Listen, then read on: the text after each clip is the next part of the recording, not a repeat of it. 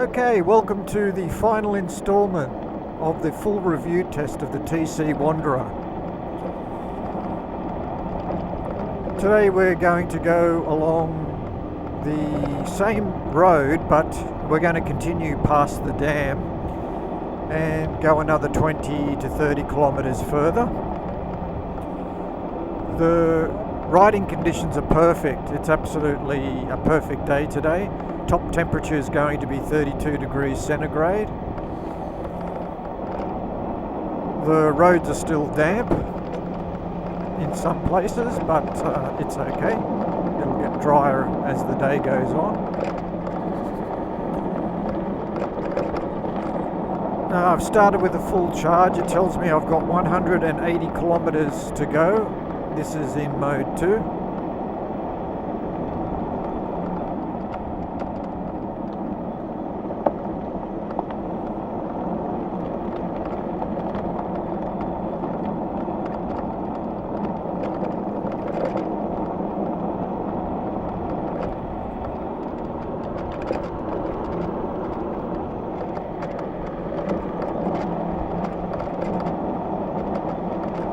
The first part of this road is just a little bit dangerous with rocks.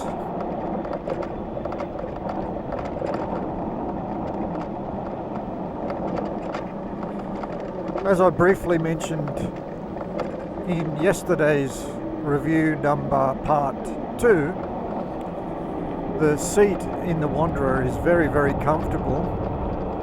So I'll be interested to see today if my opinion still remains the same.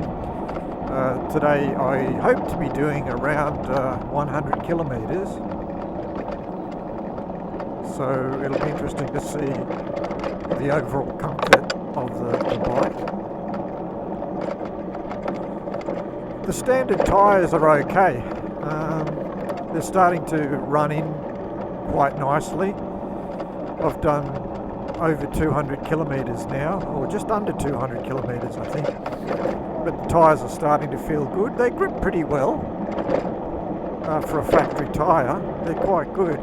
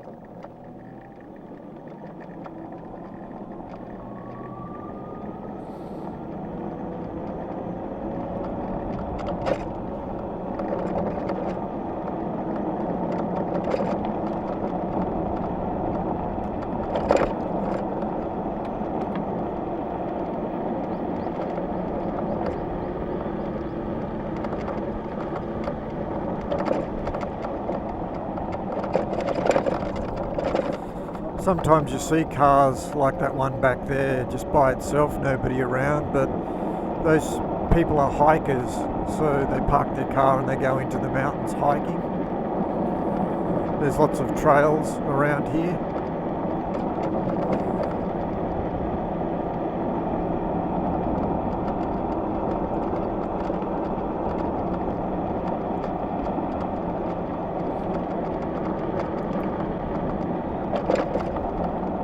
When I finish the review of the Soco, I'm going to do a review of the Sur-On in the off-road, some of the off-road trails. There are some beautiful spots up high where you get lovely views of the mountains, the Southern Alps in Japan. So I'm going to take that for a ride. You can have a look at the roads or the off-road areas around here.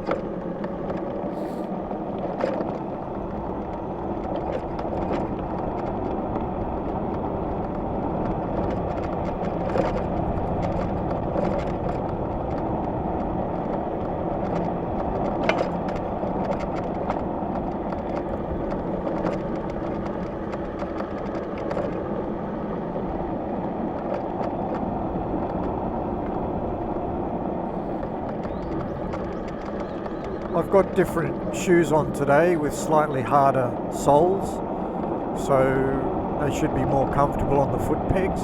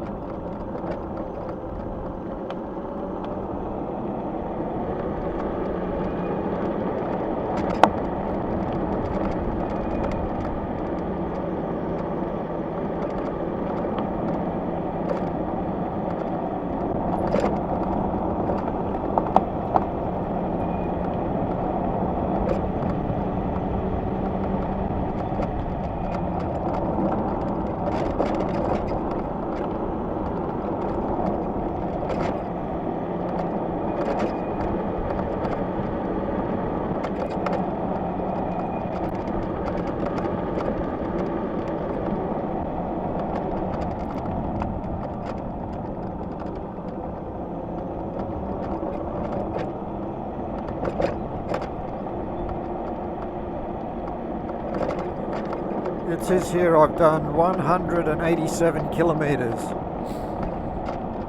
on the bike.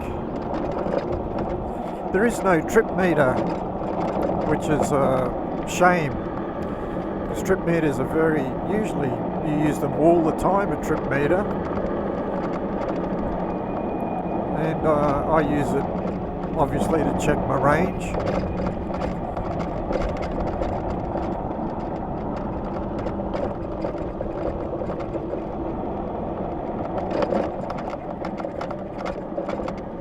So at 100%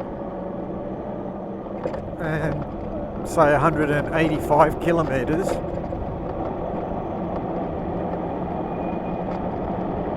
that was 180 kilometers of range, and then also I'd actually done 180 kilometers on the bike, so 185, let's say 185. So after today, let's see what sort of accuracy this meter has in mode 2.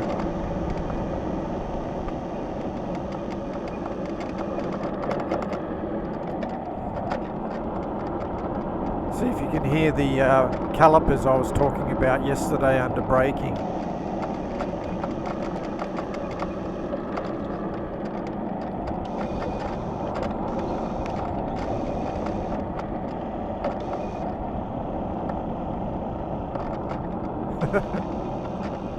You play a tune.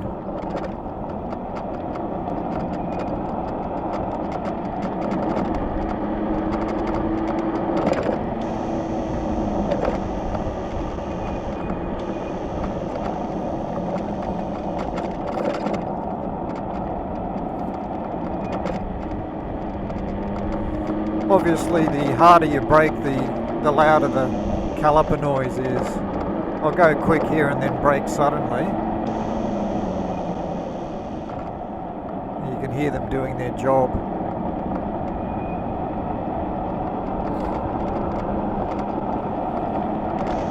If you don't hear them oscillate like that after you've had the bike for a couple of years or a year or so, it just means that they need maintenance. You've got to clean the brake dust away from the caliper pistons.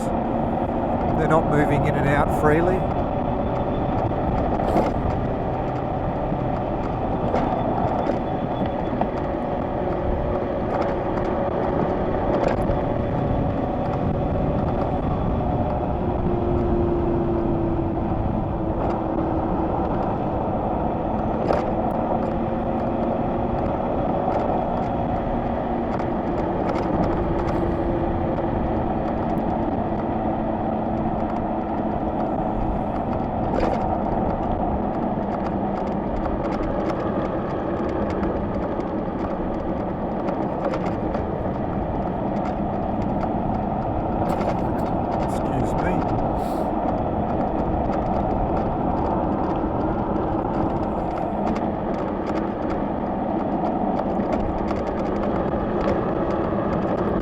Time on this road I've been coasting, lovely, haven't used any acceleration whatsoever.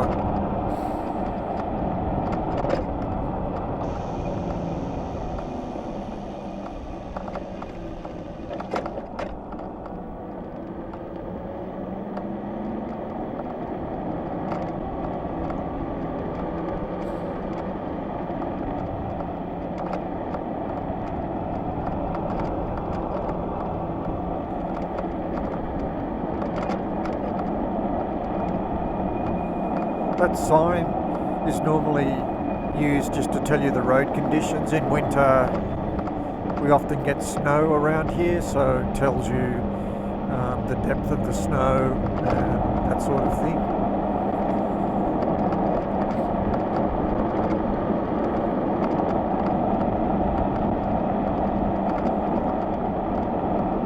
In yesterday's review I talked about the temperature being a little bit cool because the roads run parallel to the rivers and we're in the shade of the forest. So today I actually have an extra top on. Hopefully after lunchtime, I won't need that.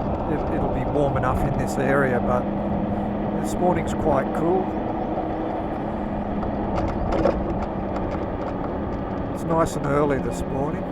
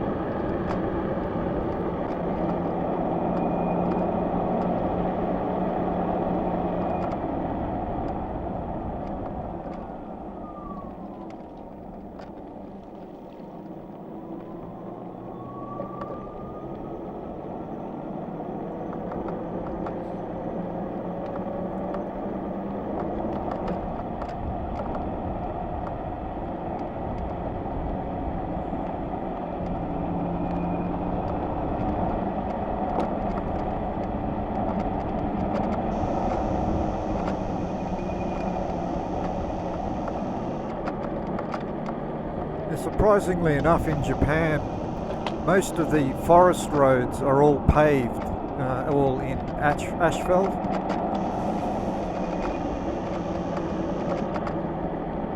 I've been to quite a few countries in my travels, and once you get to the outskirts of the city and then into the country areas, you get quite a lot of dirt roads and things like that, gravel roads. But here they seem to asphalt everything, and there's hardly any people, so you have your own private roads everywhere. It's fantastic.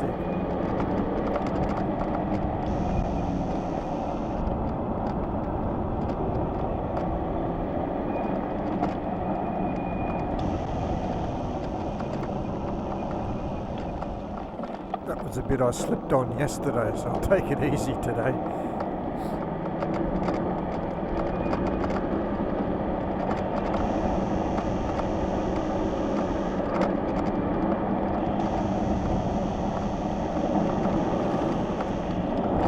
Just here on the left-hand side is where I turned to go to the dam yesterday. So I'm continuing straight today, and this will be a different road. I guess it all looks the same, but we're going heading north.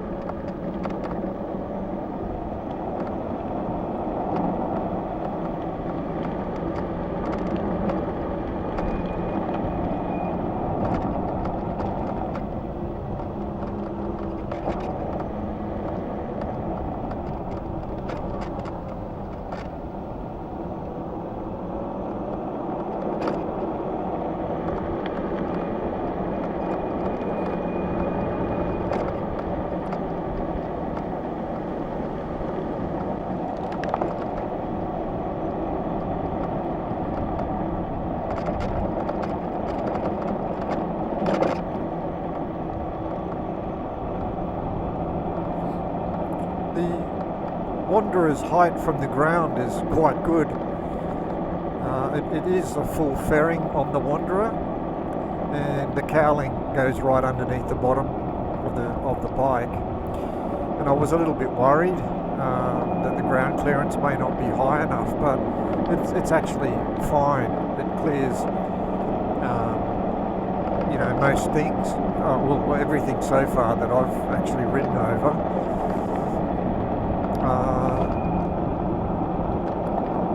Any stones flicking up and so on, the mudguard does its job and helps with those sort of things. But yeah, it's quite good.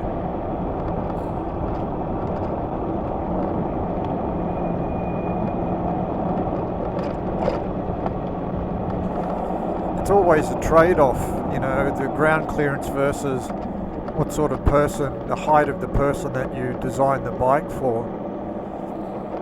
I know a lot of the Japanese manufacturers recently have been designing the bikes with fairly high seats for the European market. And I'm a shorter person, I'm 165 centimetre.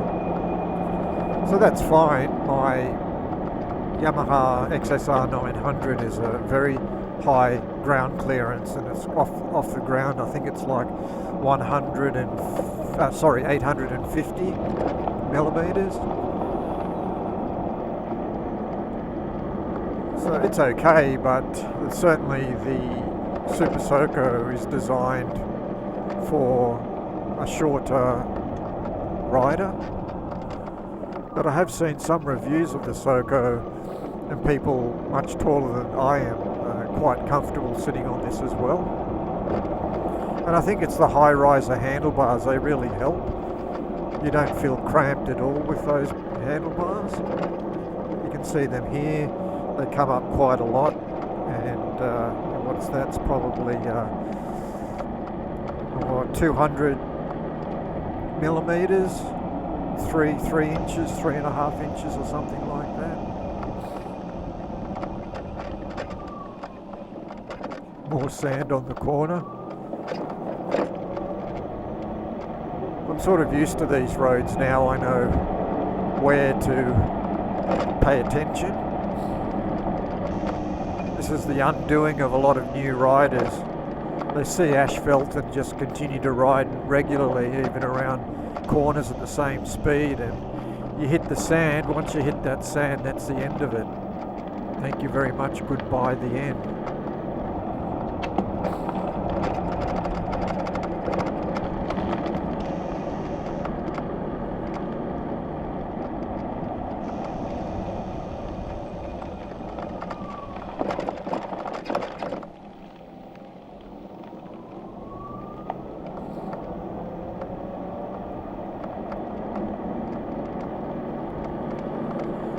I'm impressed with the size of the rear tyre. It's a 120 millimetre tyre, the width.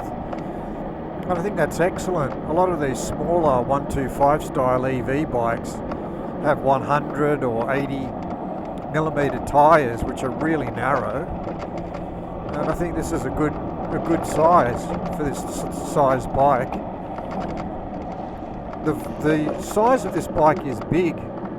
It doesn't look like a 125. A lot of people that have seen this bike have commented about being a 250. Oh, I thought it was a 250, they would say.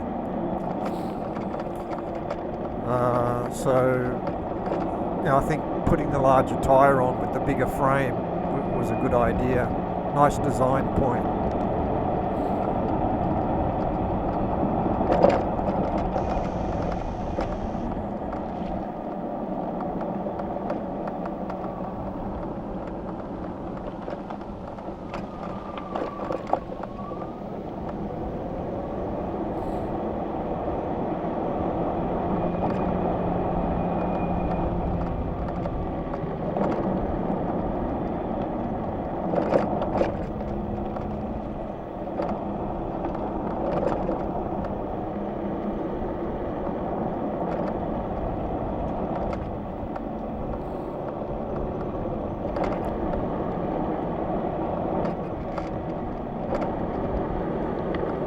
can see on the Japanese roads the curved mirrors are everywhere. To be honest, it would be so hard to ride or drive a vehicle without those mirrors safely. Definitely, they're fantastic. So you just need to glimpse up. You can see them immediately and who's coming, or if the road's clear. You don't have to slow down at all unless there's another car coming the other way.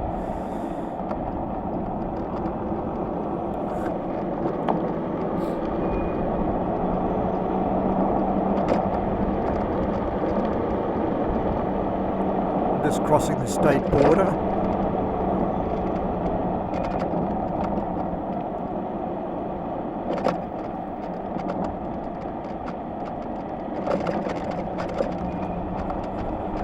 Usually down the bottom of this road, especially after heavy rain, there's a lot of debris on the road, so hopefully it's not too bad today.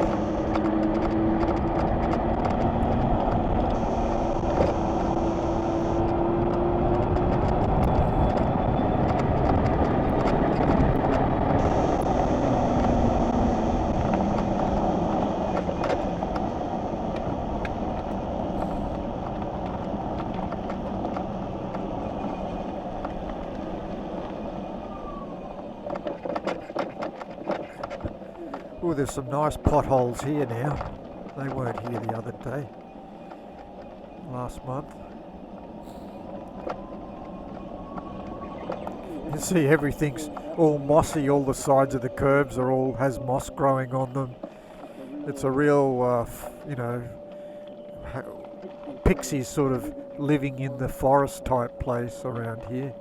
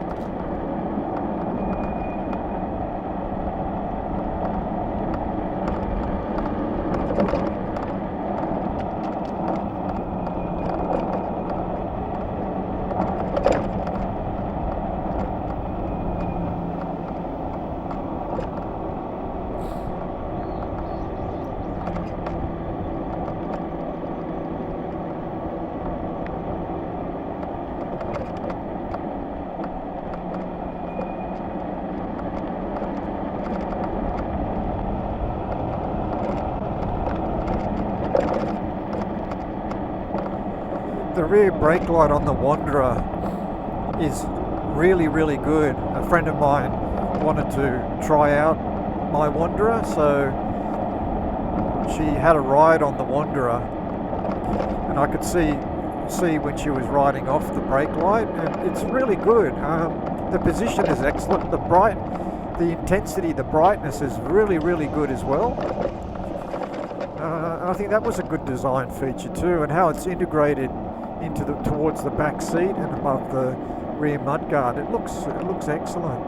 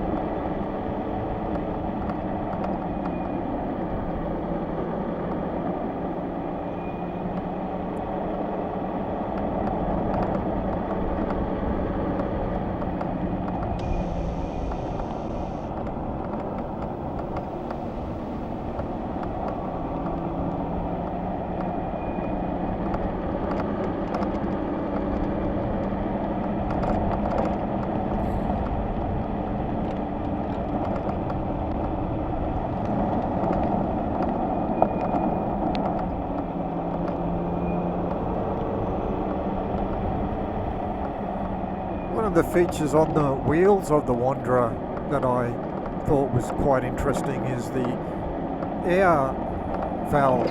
They put them at 90 degrees, so it's really easy to put air inside the tyre.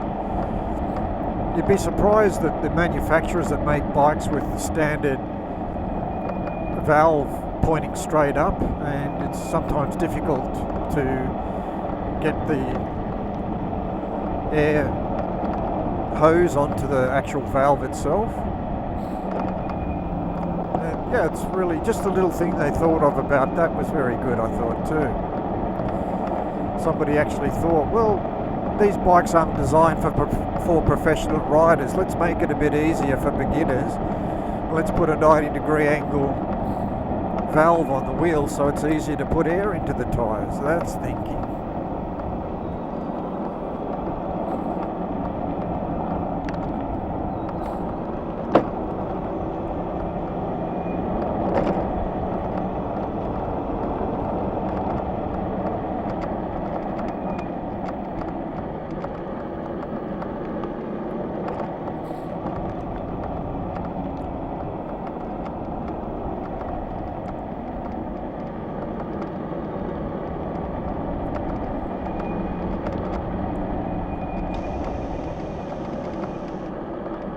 I did touch on the rear wheel diameter at 17 inch, but the profile it's an 80mm profile wheel. So I was thinking that when the rear tyre wears out, I'm going to change it from an 80mm profile to a 60mm profile. So that will give me more torque for these mountain areas that I'm on now. I'm not really interested in top speed. I don't really need to go 80 kilometers an hour. I mean, I've got other bikes that'll do that, so this is just for these type of roads. So a little bit more torque will be fine. I'm just going to stop up here and just see what my odometer says. Let's pull over here. It's a nice sunny spot. So I've done 198 kilometers and it says that I have 158 kilometers range left. I'm in mode 2. You can see both the batteries here. They're showing 88% remaining on the batteries. So all is well. I'm just going to stop the bike here. I'll take some photos. Okay, here's a shot of the Wanderer. I've just parked the bike. Let's do a quick walk around. And yeah, that was the rear brake light I was talking about at the top near the indicators, how it looks quite good.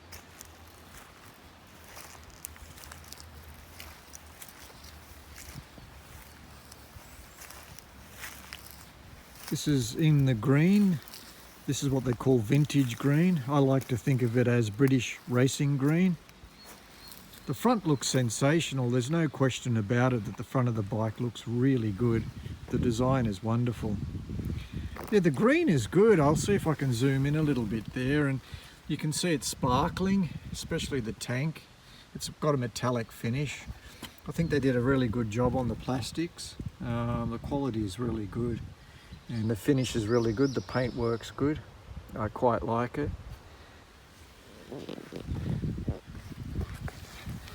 Don't mind this. This is the rear microphone I've just got trying to pick up the audio if I can get the engine noise. I haven't actually tried, the motor I should say, trying to get the linear motor noise as it goes through the pulses that come from the controller, the pulse width modulation.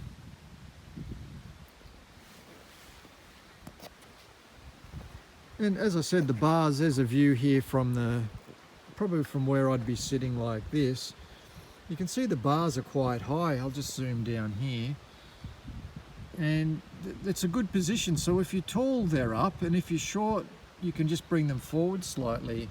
So it really caters for both types of people. short and tall. Now these are the foot pegs I wanted to show you. I'll get my shadow out of the way. They are a bit on the small side. This is my finger. It's just barely one width. Look, there's my finger on top of the foot peg. So that gives you a good example. There you are. So it's one finger width. It's nowhere near what I would have liked. So again, it was probably designed as more of a short distance commuting bike, but with 2 batteries I'd seriously think about replacing this front foot peg with a wider one. That would be one of my recommendations.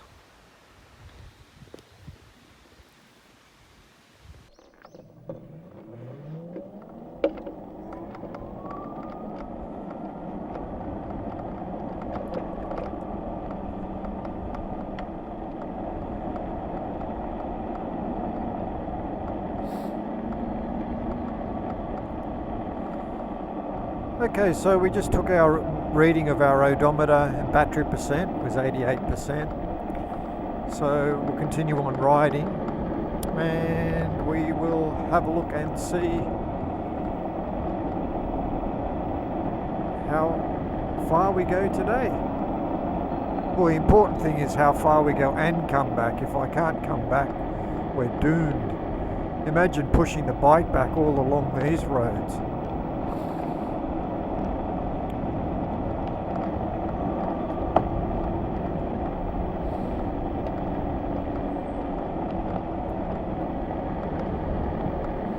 When I first bought my Sur-On bike, it had the standard 1 battery, 32 amp hour. And that was my first electric bike. And all as I can say is range anxiety. I learned all about that. I didn't realize just how much your mind worries about stopping in the middle of somewhere, in the middle of nowhere basically. What are you going to do? It's interesting, you have your telephone, your K-tie, your mobile phone, but some of these places where I'm riding now, there's no reception. And then even if you are in a place where there's a reception, what are you going to tell them? Where are you, sir? Oh, I'm in the middle of some place that I don't know the name of because I can't read Japanese. So you could use GPS coordinates and give them that, but it's a bit embarrassing to have to call in and say, oh, sorry, I ran out of batteries. So I ended up buying the 70 amp hour battery from Chai Battery Systems in America. And I actually had the opposite effect of range anxiety. I don't know what you call that, but I actually had no stress. It was beautiful freedom. I'd actually get tired from riding and want to go back home. So when I bought the Wanderer, I immediately decided to go straight for 2 batteries, immediately 64 ampere hours, because I knew that I would have that same issue with the Wanderer as I did with the Sur-On. So even costing more, it's worth it. Even 3 times the price. I mean, I'm not saying this on purpose, but just to get rid of that to have that peace of mind and no range anxiety, whatever it costs, it's worth it, believe me.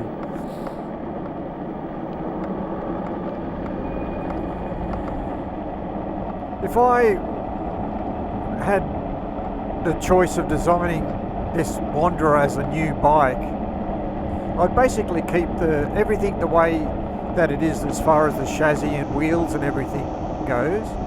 What I'd actually do is I would put a larger motor on this bike. I would still keep it as a hub motor.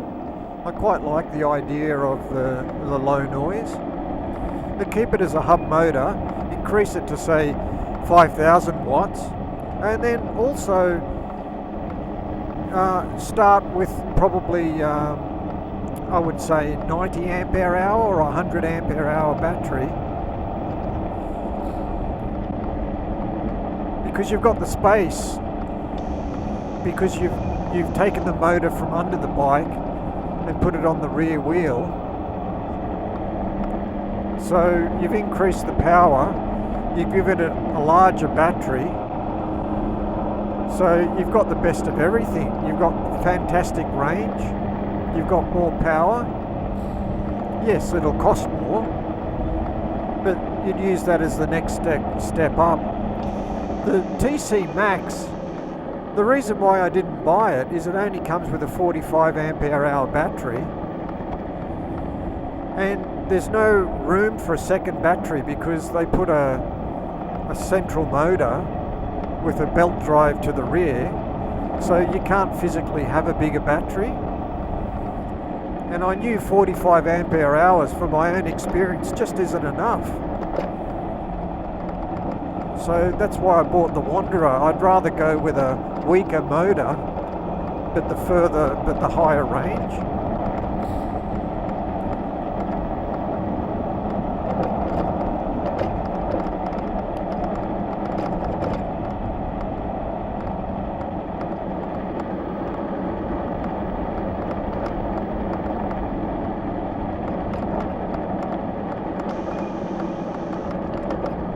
It really is a lovely day today.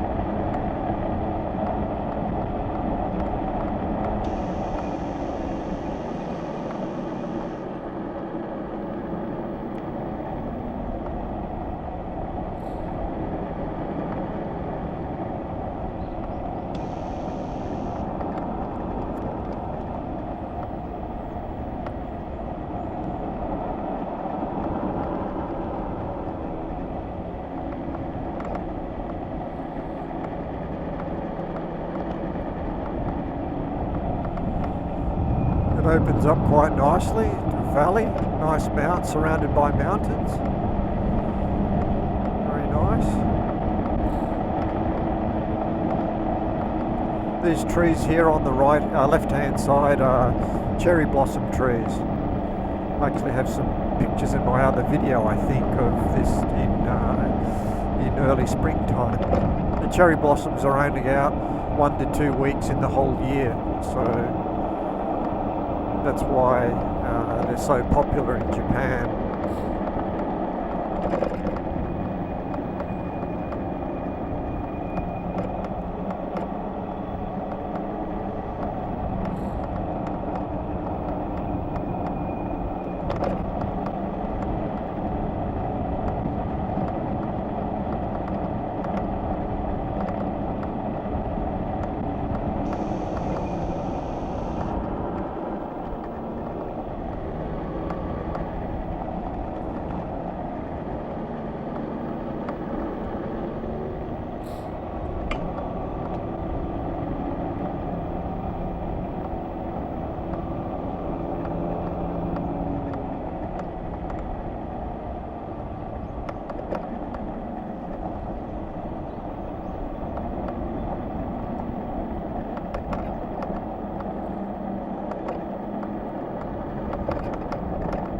So I've come to the end of this narrow road. I'm going to go down. Oh, the road's closed. It must have been damaged from the mudslide, the typhoon. Let me see, I'll go down here and we'll have a look. See if we can see what's happened.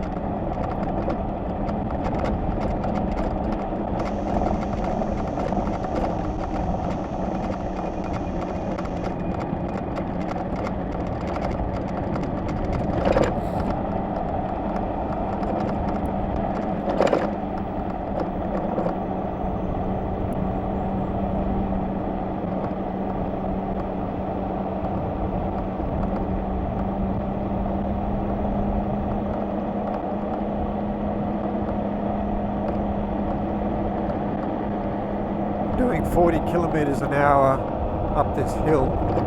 We'll go faster, but 40 is fine because you've got some tight bends like this one here, for example. There's no use going 70 kilometres an hour scrubbing off your speed to go around a corner at 35 and then flat out again. I mean, that's a recipe for disaster as far as your battery consumption goes. You want to just ride smoothly the whole time, accelerate smoothly, decelerate smoothly.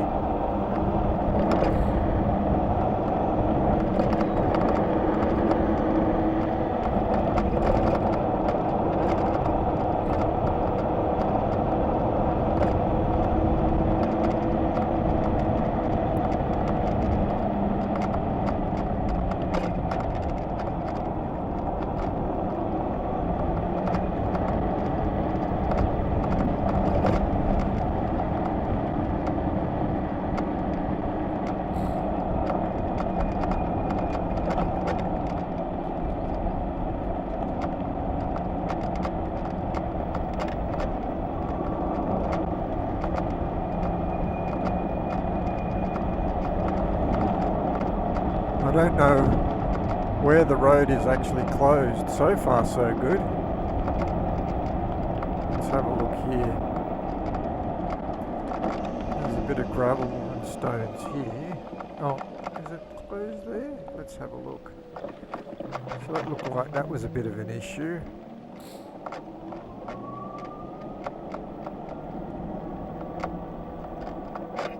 Well, this looks like the part that's closed, perhaps, I don't know, but obviously for a bike you can get past.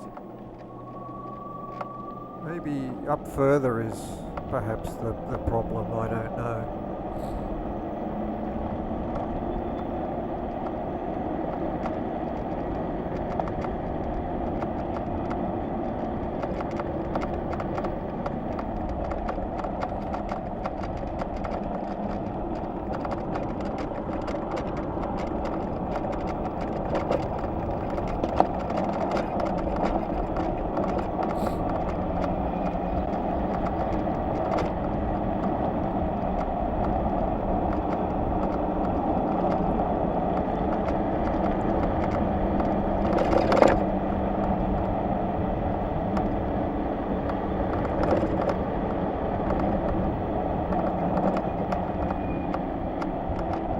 Slow down here. You can see the Southern Alps in the distance, the very far mountains up there. They're the Southern Alps in Japan. There's snow on those in winter, but not now, of course.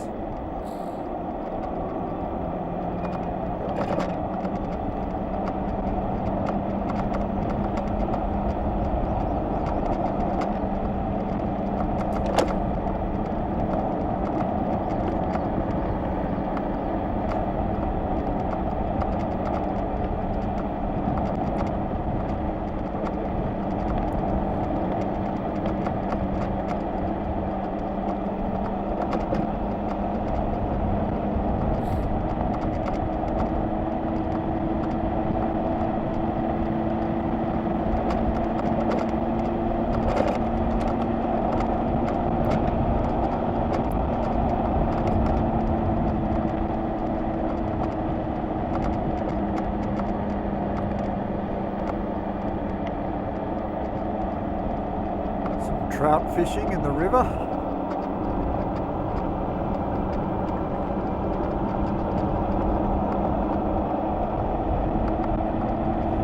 Well, it looks like that place back there was the actual problem with the road, so thank you Wanderer. You can get past without any trouble.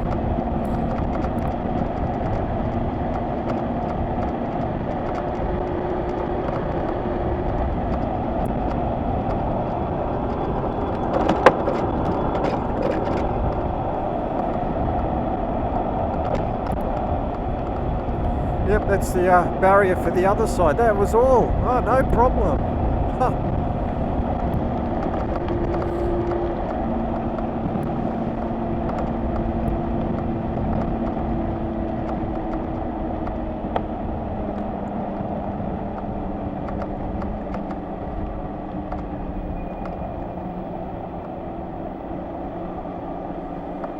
cross this bridge over here, do some exploring in these back roads, in these little villages. They're always interesting, you never know what you find.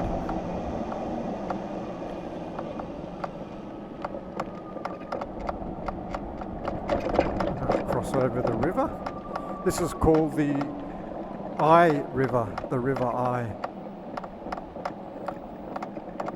It's not E-Y-E, it's spelt differently, but basically I is a small type of fish. So in Japanese you call it Aikawa. Kawa means river. So the I River is like this fish river.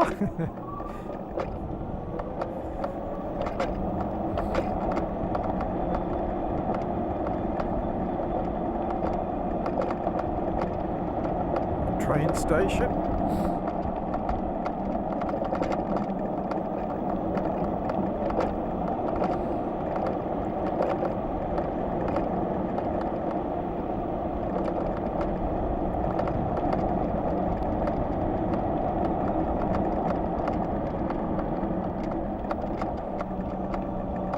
I have to be a bit careful with people, they can't hear the TC Wanderer, it's so quiet.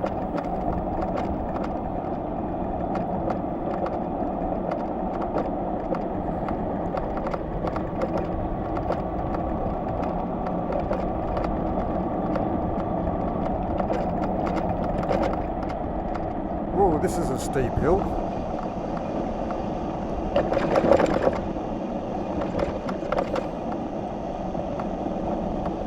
Alright, I have to do this. Let's do a U-turn. And in gear number 2, let's see if I can get up here in 2. It is quite steep. Let's see, here we go. We're in mode 2. It's climbing. I'll accelerate fully. No, it won't give me any torque, extra torque, but it makes it up easily. No problem. That was quite a steep, very steep slope. That's excellent. I know I'm not going to bother in mode 1. I'm telling you now, it won't do it. I know. Even on those little roads we came up today, some of those hills, mode 1 just doesn't cut the mustard. It can't do it. So mode 2 is fine for even a steep hill.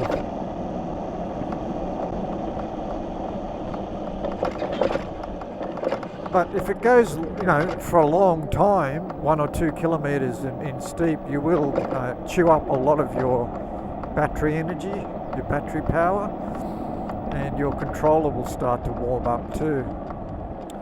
Now, which way should I go here? I think I should go this way. Is that the right way to go?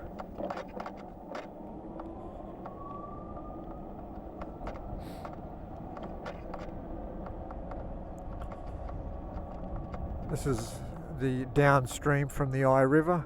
Actually, if you look down there, we can see some fishermen.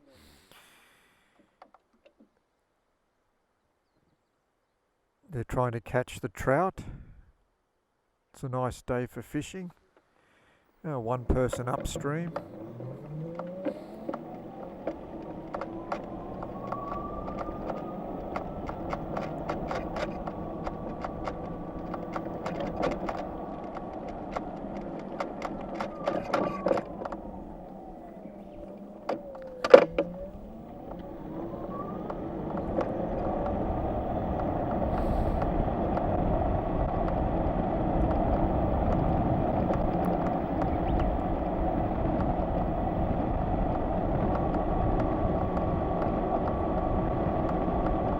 A restaurant called Aikawa. It's not open yet, but I intend to go there for lunch today.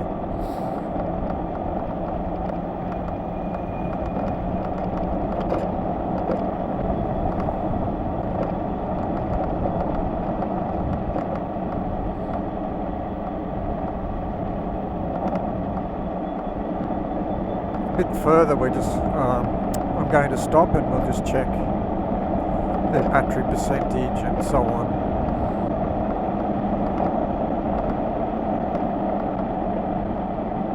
Can I go over this way? Do I think? Yeah, let's try.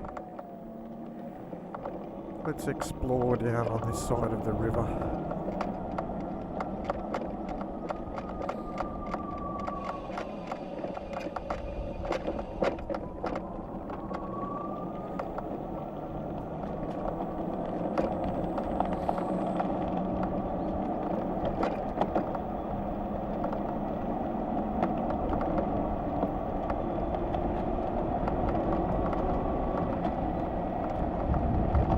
Beautiful and clear, the water. A little bit too cold yet though for swimming.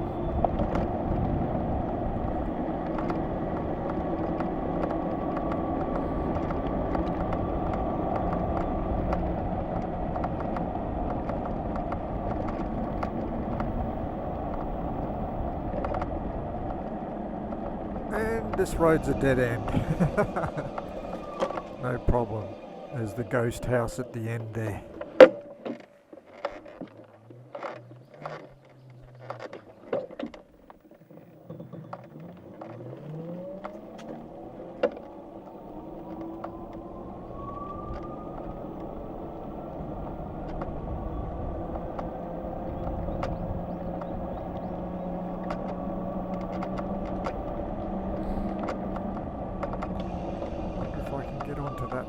Let's try over this side. Might have more success with that road on the other side over there.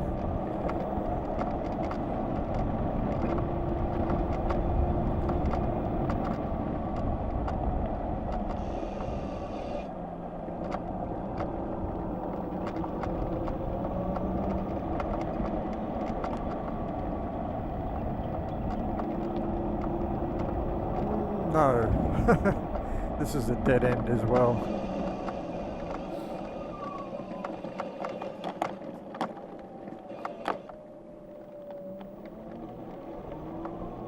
Nice place though, beautiful mountains, nice little valley that this village is nestled in.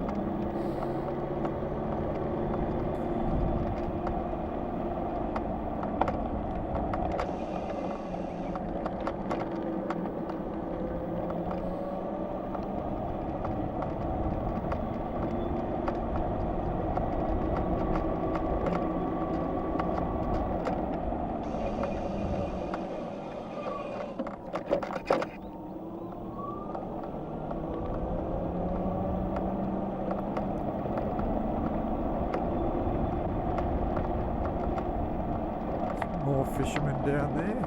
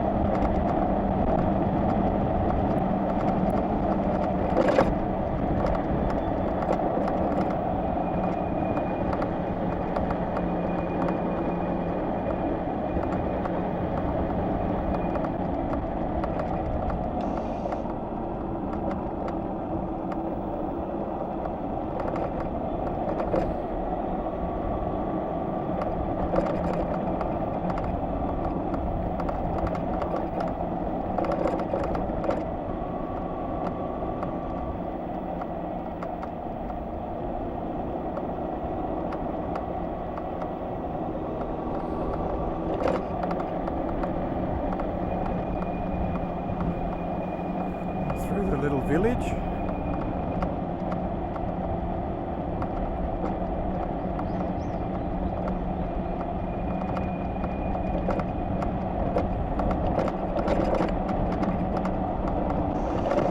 It's starting to warm up now. I'm not in the forest. I can really start to feel it getting hotter today.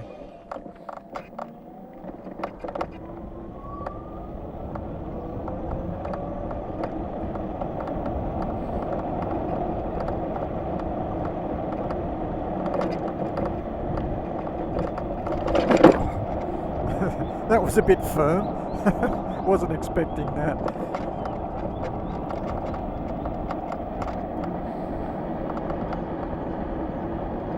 I think over that side there is camping grounds.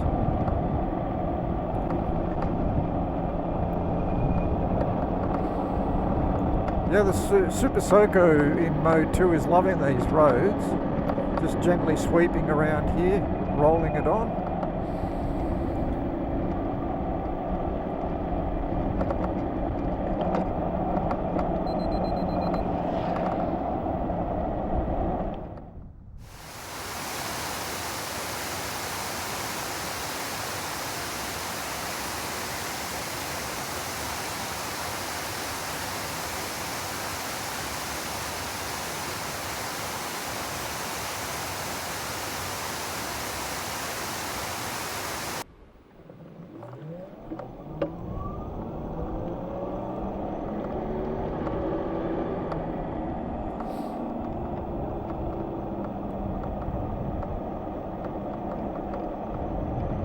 Okay, so we'll just continue up here. Maybe in the next few kilometres I'm going to stop. As I said, I'm just going to check the battery situation.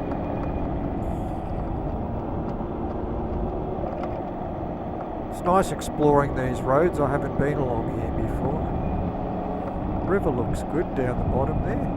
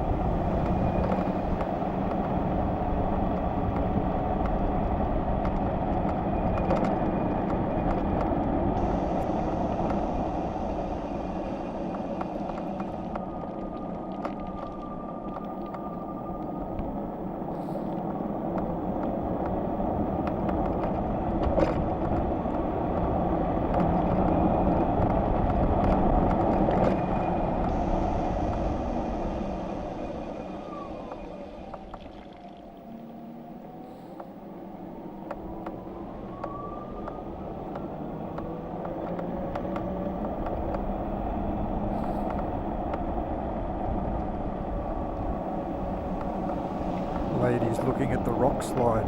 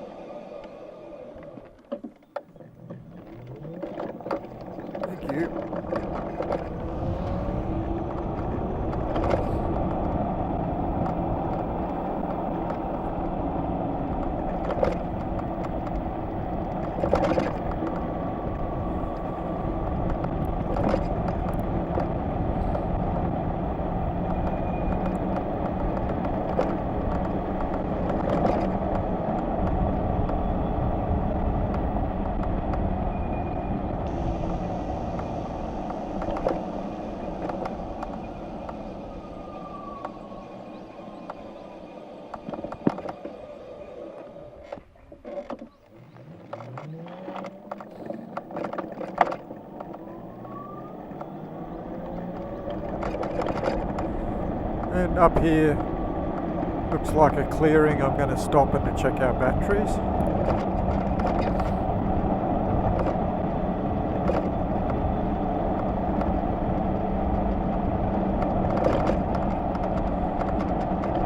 There we go. Oh, it's got a seat. That's even better. Nice spot here. Look at that. Just made to order. Okay, so it says, actually let's go a little bit further. I can see that there's another seat facing the other way. It looks a bit better.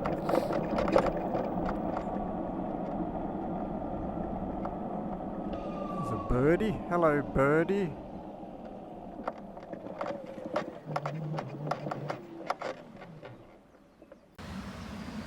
Okay, I've done 212 kilometres total travelling, so that's 30 kilometres I've done. I'm still in mode 2. It tells me that there's 144 kilometres remaining, and my batteries A and B are both on 80% at the moment. So in mode 2, so far so good.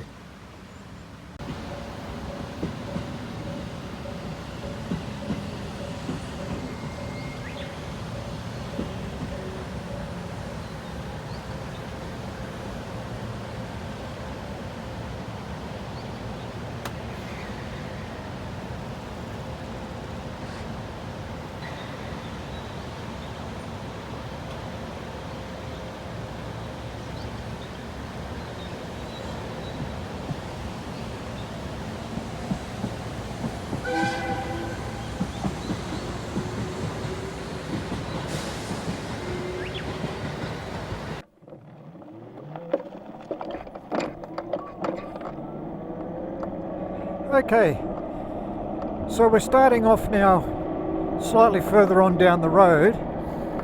We're heading back, and this way is mostly uphill, so it will be interesting to see how the TC Wanderer goes after a long distance of uphill riding. I'm still keeping it in second gear. I do have the urge to put it into mode number 3 because I know that it'll do these hills easily, but I really want to see the range in mode 2 today. The temperature now is 34 degrees centigrade, so it's really hot today, but in these hills here with the mountains and the forest, it's quite cool. It's very nice temperature.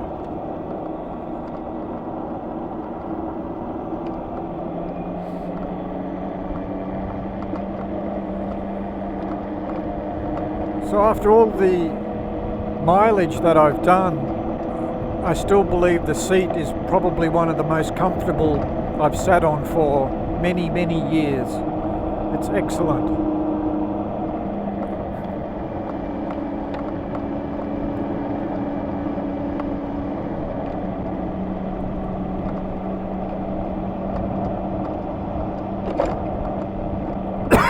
Excuse me. Sorry about that.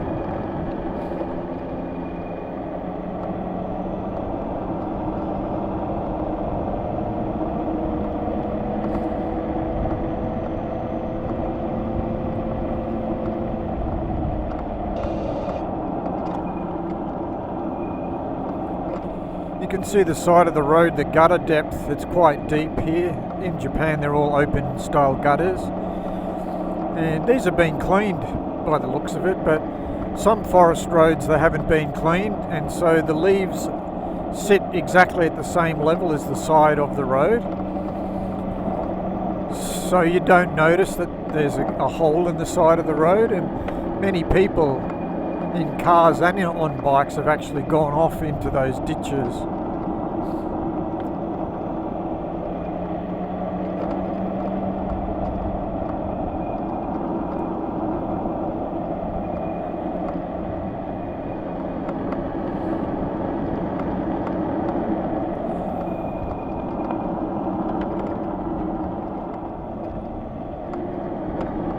I haven't used my brakes yet.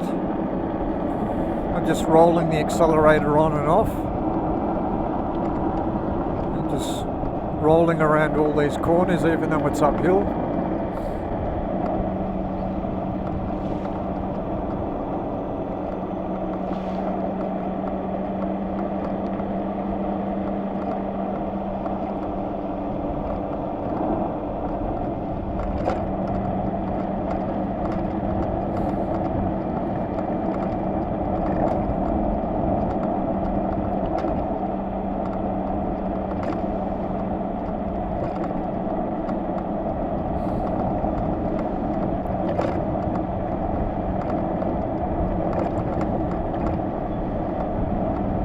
I have noticed the responsiveness is a little bit sluggish. I guess that's the battery voltage. It is dropping, of course, as we go. But when I first started with 100%, even in Mode 2, it was reasonably snappy. But it's a little bit sluggish now.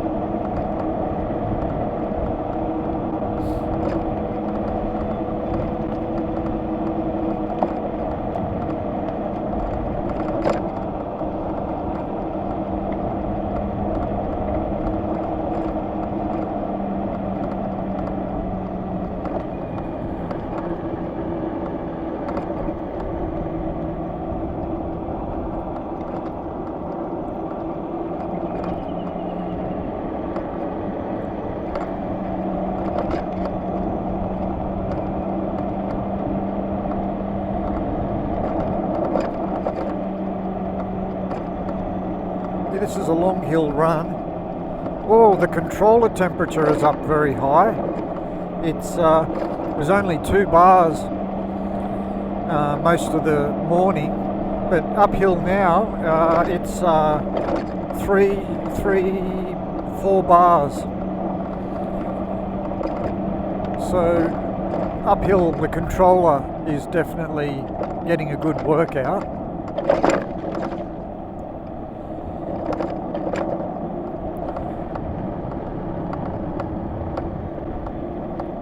I don't know if that's the reason why it's a bit sluggish. If when it reaches a certain temperature, the mapping changes. I don't know.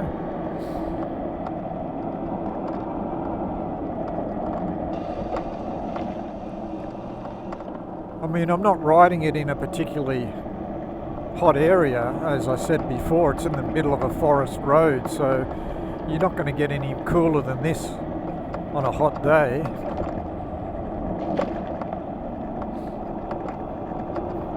So if you're riding this in the middle of summer, somewhere like in America, Australia, Africa, South America, where the temperature's often over, 35 to 40 degrees, and you're riding it mostly on straight roads, it's possible that this may overheat.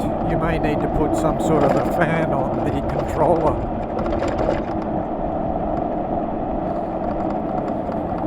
Just looking at it now, it's gone back down. 2 bars have already disappeared because I'm going downhill and no acceleration, and the cool air is just on the controller without any power being used on it. So it does make a difference when you're going long extended periods up a hill.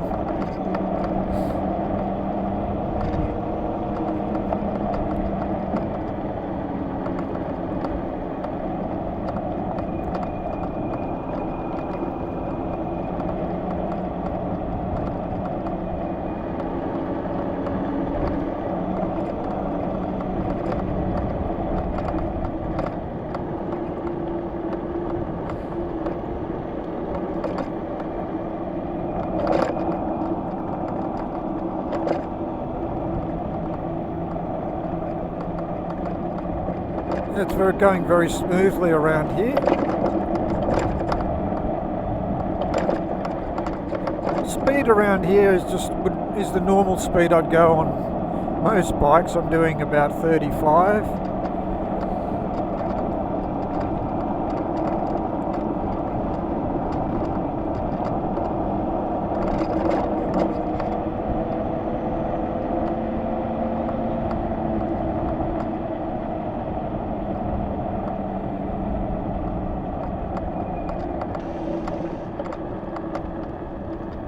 is a hairpin bend. I hit the brakes for this one.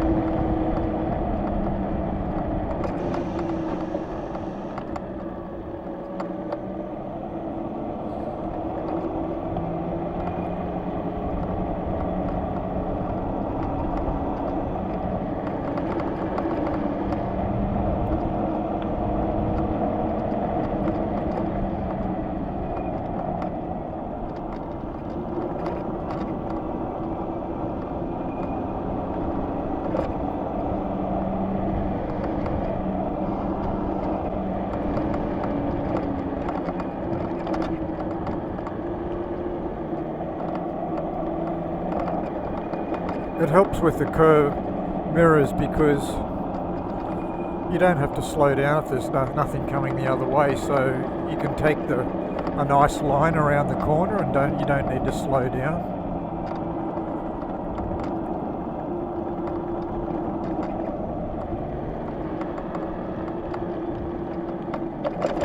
Okay, now we'll go through the tunnel. I'll try the high beam out here. So this is normal beam, this is high beam. I'll do it again so you can see. Normal, high, normal, high. So it is a little bit in the front, but you can see that the left and right is illuminated really well. High, high beam, low beam. High beam, low beam. Well, it's good that we could go through the tunnel. You could see what the high beam and low beam look like. Hopefully it came out okay on this cheap camera, but we'll see.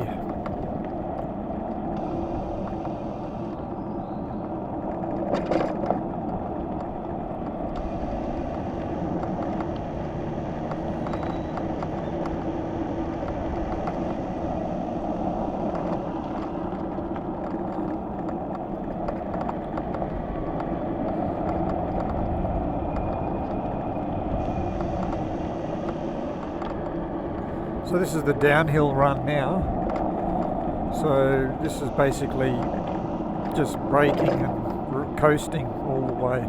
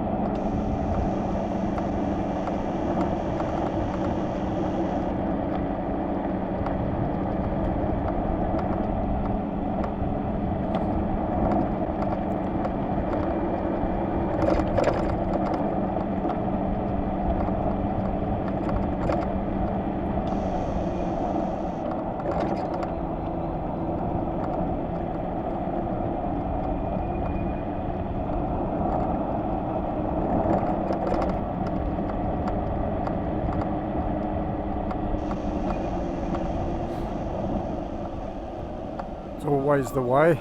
No cars except for on a hairpin bend, and then there happens to be a car coming.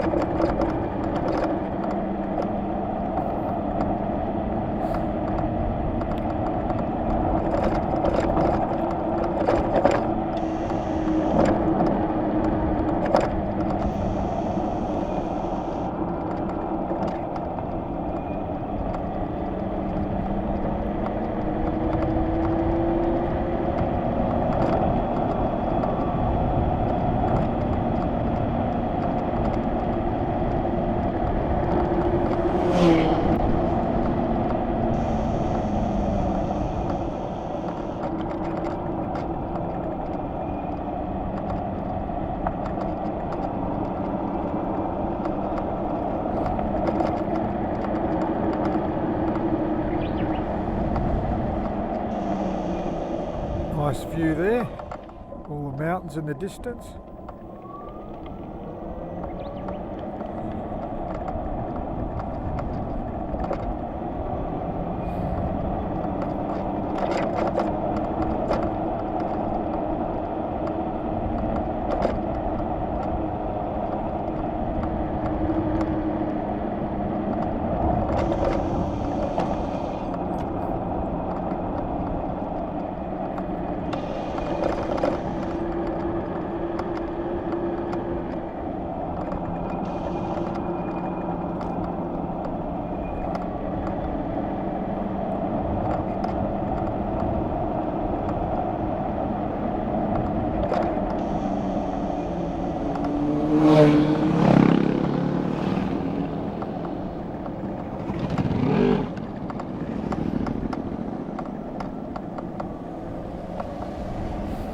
All that water that comes off the mountain, that's all mineral water. There's no villages higher than this. You can actually drink any of that water. The river water down there, everything's drinkable.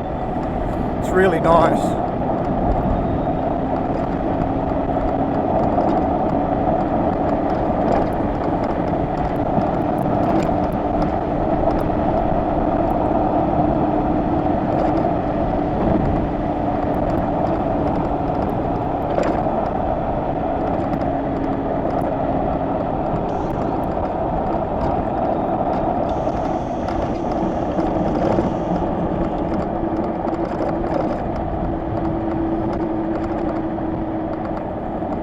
Nice little downhill run back there.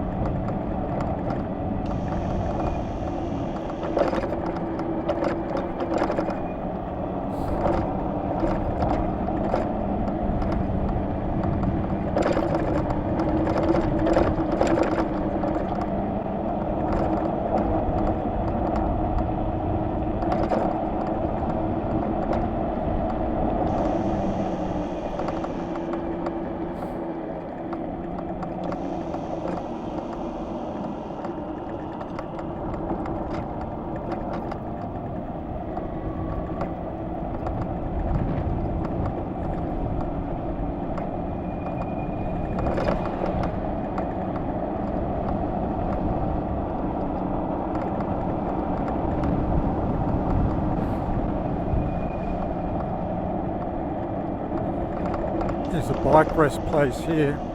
Oh, there's a few bikes there. It's after lunch, so I'll ride down past them. You can have a look at the bikes. Let's see what's there today. I'm not going to stop. I want to continue the ride today. What do we have here? Little ADV 150. Honda, a couple of Hondas. Oh, Royal Enfield. That's a good model. That's a new model, that one. I like that one. That one's the 500? 500 Classic. Oh.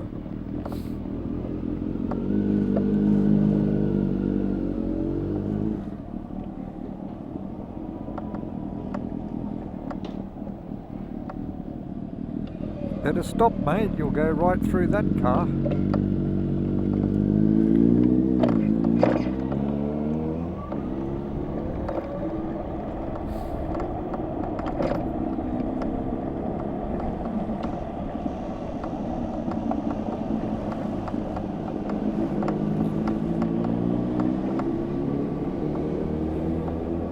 So this is a really good point here. You can see it's 30 kilometers an hour, slow little car in front, then you've got this super sports bike, you know, so you can't really go to the extreme around here.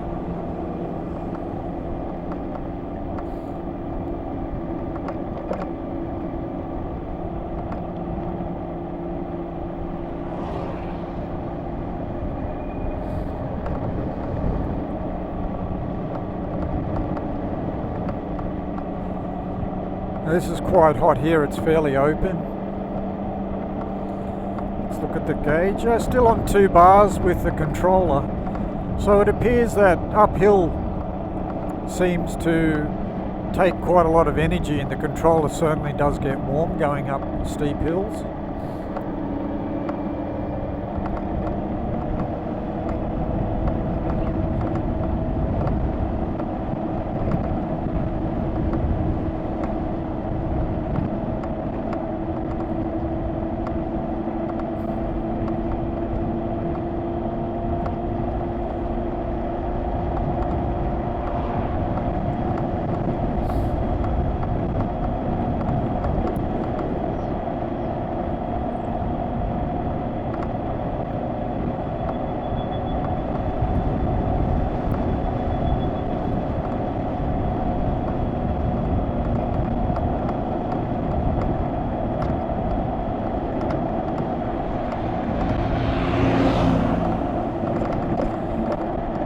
That's George on his BMW RS series.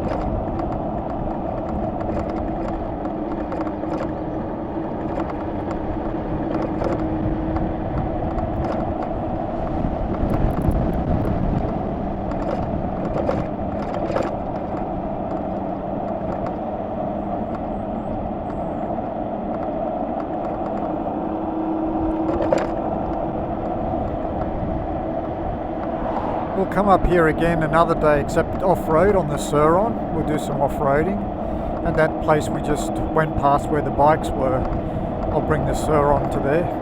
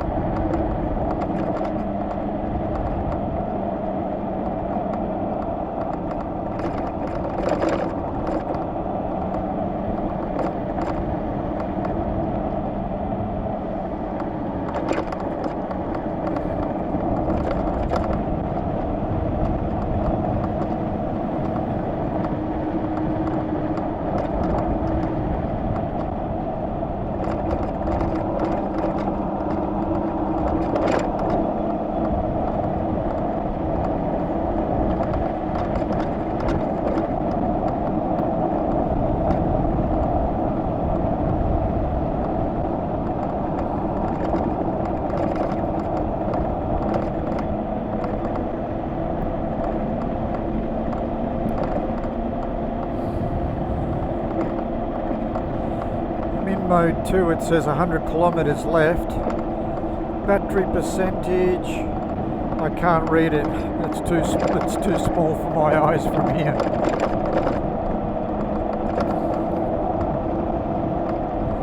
But we'll have a look later.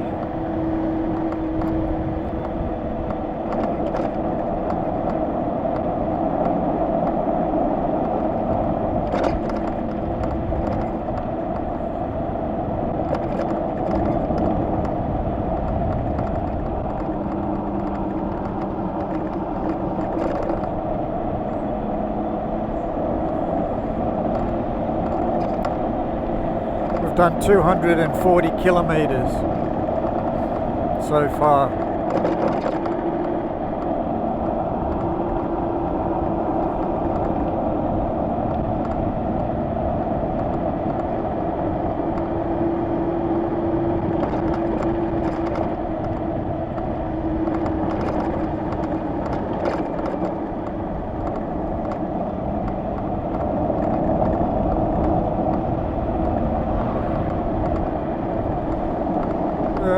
What's that? So around 60 kilometers, I guess we've done, and it says, well, close enough to 100 kilometers range left, it tells me. So if we've done 60, and it says we've got 160, I don't think so, but it's not unreasonable if we stick to like 20 or 30 kilometers an hour the whole time, even in mode 2. But this road here, it's quite straight. There's only a few bends in it, so we're doing, 45, something like that.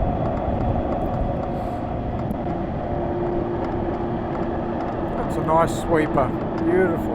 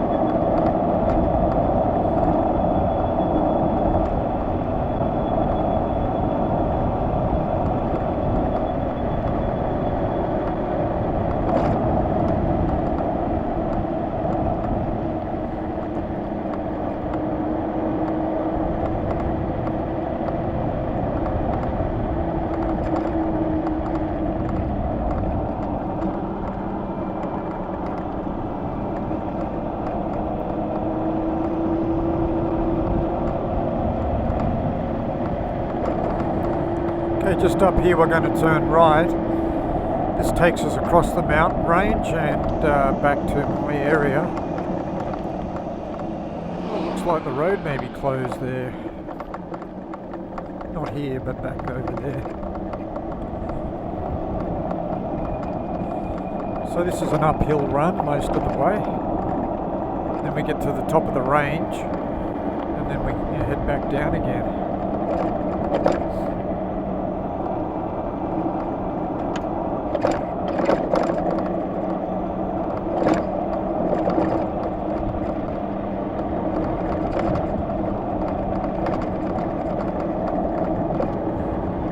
would say that if you're going to be riding on bumpy roads,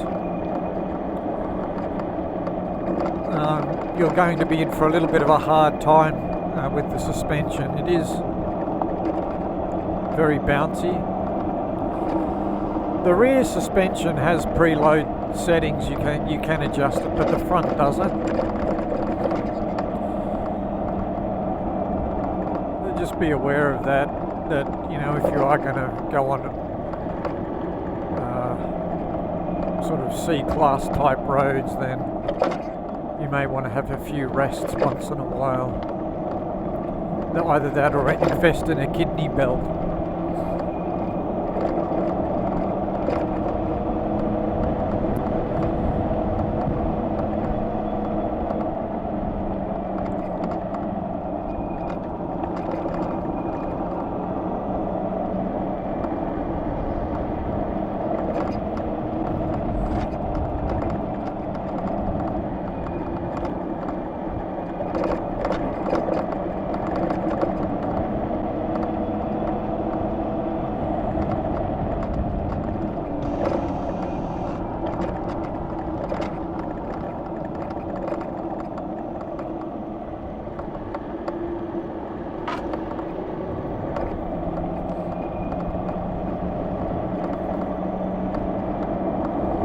Solar panels everywhere.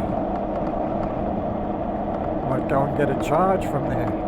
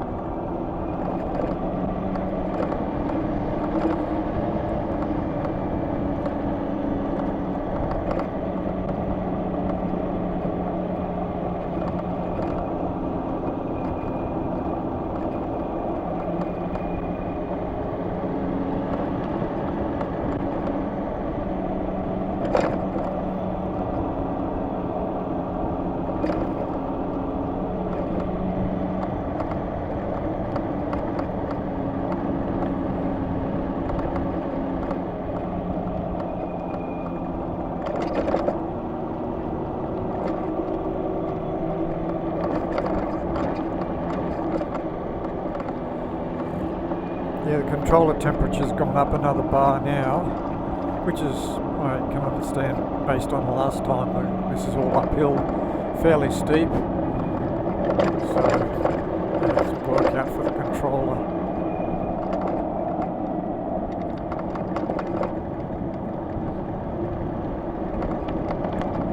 Another nice open area. See all the mountains there. I'll see if I can get a good view from up here a bit further. A bit more, a bit further up maybe. Let's have a look. There we go, it's a nice view of the mountains. This is the range that we're heading over. There's green tea down the bottom there in the valley. Farmers are growing that there. You can see these fans here. They're to stop frost. So early springtime, if there's a frost, the tea leaves don't like it. They tend to get die. So yeah, they kick in automatically.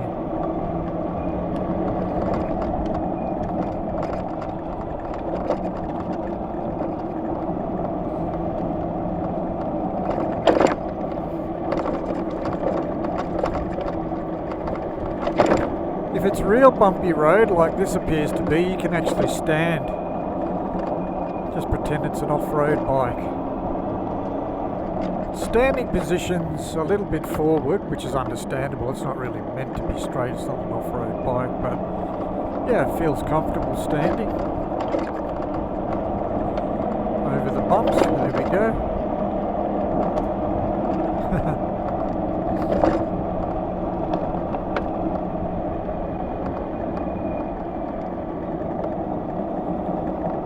nice and cool in the shade again.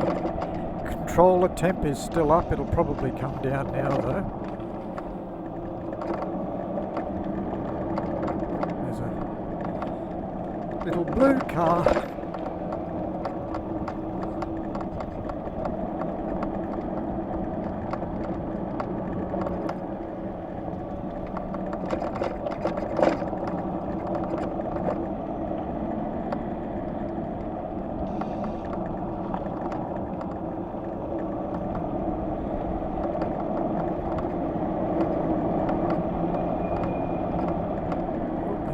I can see it in the curved mirror. Oh, thank you for... Oh, it's okay. You don't have to go back. Arigato. Nice lady, reverse back for me.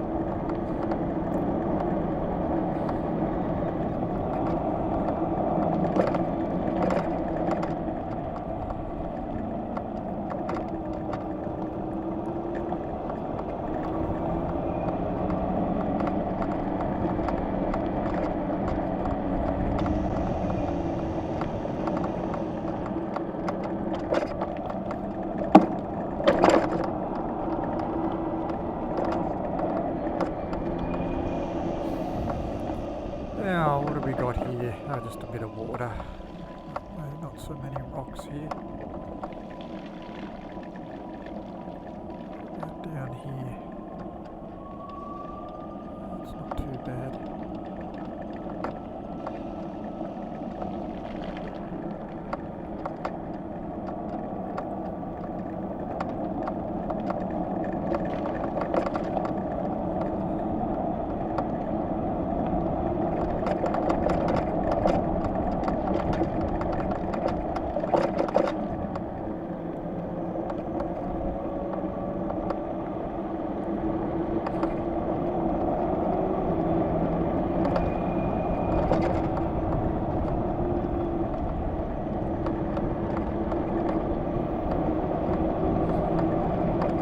This is almost at the top of the range here, a little bit further. Let's see if we've got to see what we can see here with the view. Or we can go right down over there. You can see the Southern Alps right in the distance, the very far mountains. They're the snow-capped ones in winter. So yeah, we're getting up in altitude here. Being an electric bike, there is no performance difference from sea level to 2,000 meters. It's the same.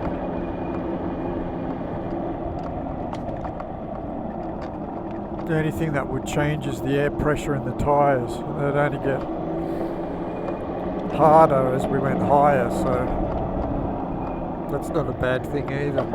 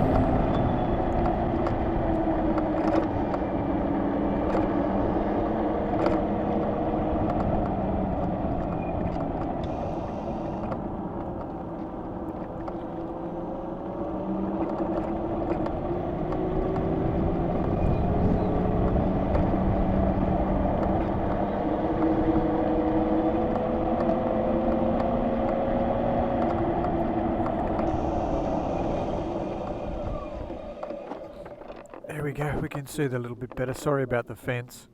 You can see all the Southern Alps in the distance there. So we're right on the top of the range now. We're just going to head back down this hill.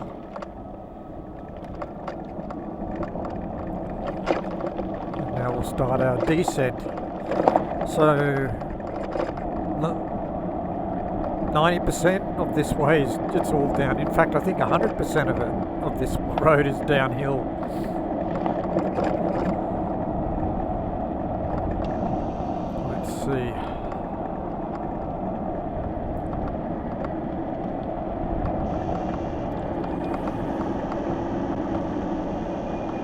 been here lots of times. I normally like to take this quick, but given the fact of the road condition these recent days with this sand and rocks, I'm a bit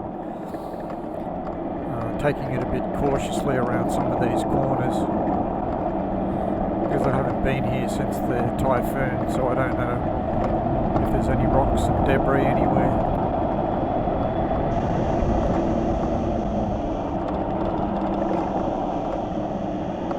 Yeah, those brake calipers working away there.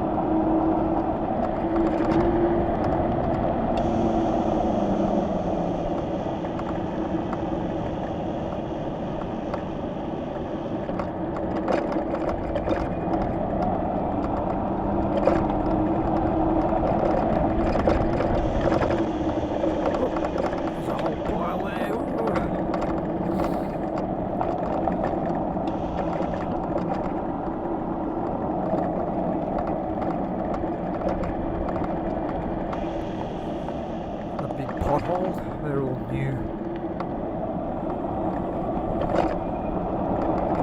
There we go. Oh, that's another good view of the other side of the valley there. It's excellent.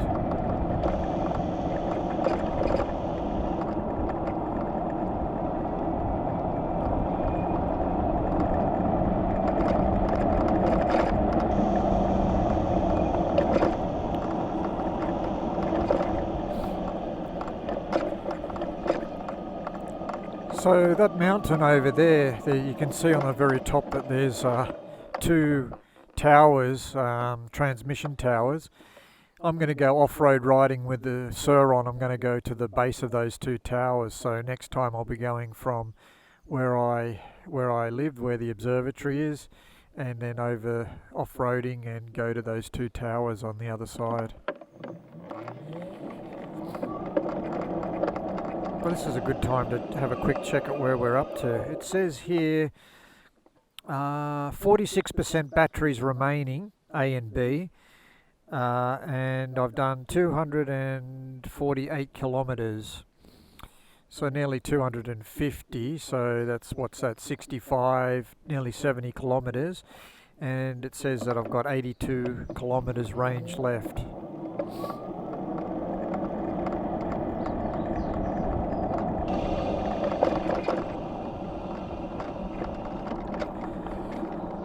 So this is a flat road just along here, and then it goes back to downhill. So what's that? 98% flat road, 98% downhill. There we go. Now we're back on downhill again. Just coasting all the way.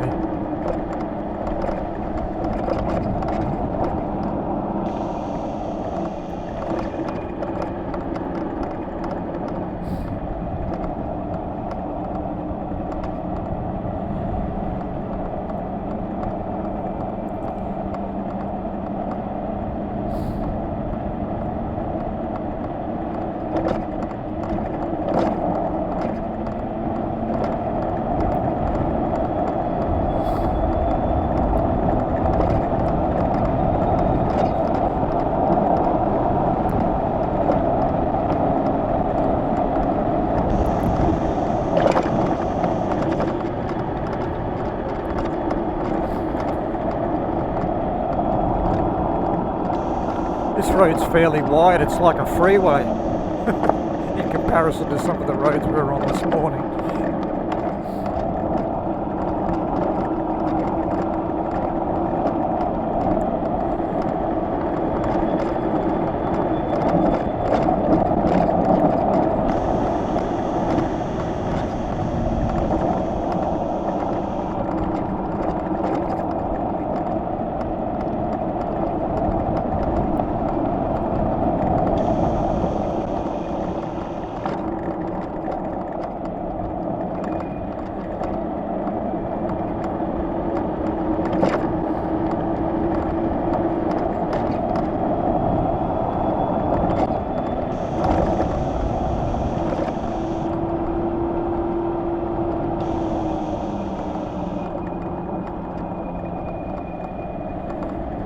Sweeper around here. Very nice.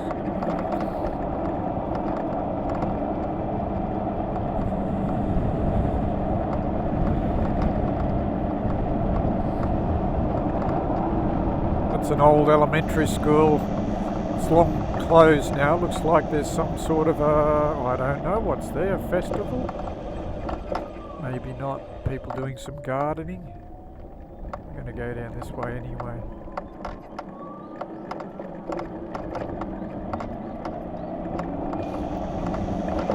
Nice view for the students though, right on top of the mountain.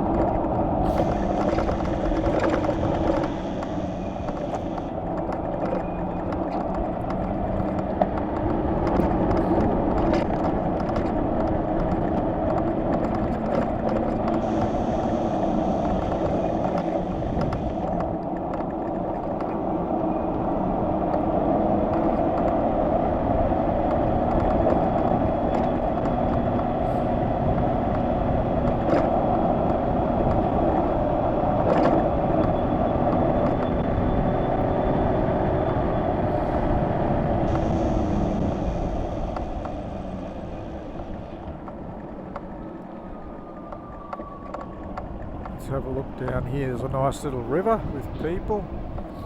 Let's have a quick look around here down the river. It's the first time I've seen people swimming, so well, obviously it's hot today, but it's unusual weather to get it this hot this time of year. These sort of temperatures, 33 to 35 degrees is, you know, the sort of middle of summer type temperatures.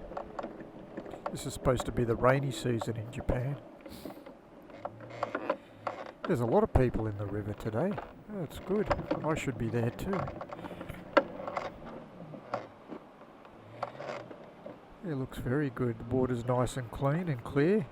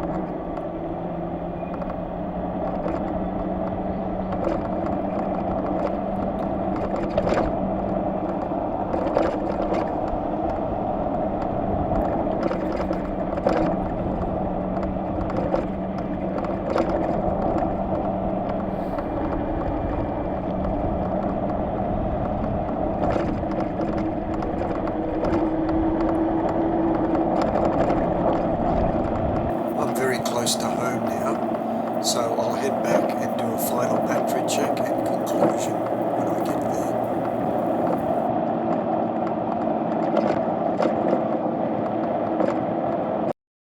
there. Okay, we're back at base. We're still in mode 2. We started at 185 kilometers and we've done 260 kilometers, so I travelled 75 kilometers today. The range is 61 kilometers remaining and there's 34% battery left. I don't think it's unreasonable to assume that you could probably get between 110 to 125 kilometers range out of it in mode 2, provided you did similar speeds to what I was doing today on similar road conditions. So my conclusion and summary of the Super Soco TC Wanderer. I'll put up a graphic and I'll go through some pros and cons. The TC Wanderer's purchase price is quite reasonable, so the cost is good. The seat is fantastic. The headlight is great, and you saw that in the video in the tunnel. It looks really good. The riding position is extremely comfortable. Mode 3 has great torque and power. It's fantastic. It's very good looking, I think. It's lightweight, so it's easy to maneuver around narrow streets and doing U-turns, etc. There's no belt or chain to worry about, so no maintenance. It has 2 battery options, with a lot of electric vehicles don't have that. And of course, I think anyhow, it's very fun. The cons, I believe the foot pegs are too narrow. Mode 1 is useless on flat up roads anywhere. I don't even know why they have that. The controller has a tendency to heat up on roads on an extended distance. Mode 3 I've also indicated as a con because it has a tendency to eat huge amounts of power out of the battery. So it's a pro and a con. The suspension I feel is quite hard, and the front suspension you can't adjust. I don't feel overall there's enough power in the bike. In mode 3 there is, but you normally wouldn't use it because you wouldn't get the range that you were looking for. And I feel that the side stand is way too short. The angle is so severe that if you put it on a slope, a little bit of a sloping road, there is a danger of it actually falling down, so you would definitely need to buy a larger, slightly longer side stand, I feel. In summary though, would I buy one again or would I have it? Yes, I love the bike. I think it's a lot of fun and very enjoyable. I am pleased with the purchase because I ride it on those roads that you saw in this video, and it is perfect for those type of roads. Low speed, lots of corners, narrow, it excels in this area. So I would not pass up buying one again. Thank you so much for watching. I hope that some of this information was enough for you to make a decision on whether to purchase the TC Wanderer or another type of EV vehicle. Please watch this channel for further updates on the Super Soco and also my Sur EV bike. Bye for now.